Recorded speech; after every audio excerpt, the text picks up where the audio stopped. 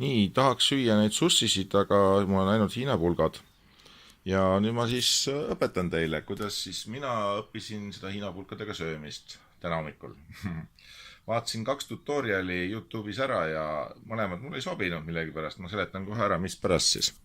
Esimene variant oli see, et paned selle pulga siia niimoodi ja siis võtad teise nimetissõrmega selle ja hakkad niimoodi sööma.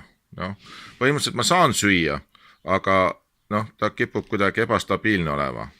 Nii, selline variant siis. Ehk siis 3 sõrme all ühel alumisel ja siis see. Nii, siis oli teine variant, et paned 2 sõrme siia alla. Ja siis need 2 ülemist kuidagi ajad hästi konksu üleval, 2 sõrme ja siis nende 2 sõrmega juhid. Oota, ja alumisel on 2 sõrme all ja niimoodi. No nii, proovime niimoodi. Et saab ka kuidagi, aga mul on väga raske neid 2 sõrme kuidagi üleval hoida, sest ma ei ole harjunud selle asjaga veel. Nii, ja siis minu variant on praegu nii, et 3 sõrmega fikseerin selle alumise ära hästi tugevasti.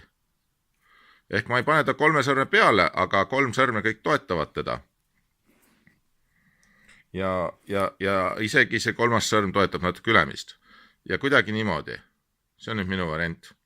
Ehk siis 3 sõrme on koos, 2 sõrme on all ja siis ülemine on siin ka selle, hästi toestatud ühesõnaga. Ja niimoodi ma saan praegu päris toimekalt hakkama, et algaja kohta ma arvan, et käib küll. Näed. Sojakastet lendas natukene.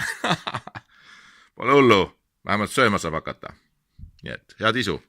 Bon appetit. Kurat ära laguneb. Bon appetit. Nam-nam.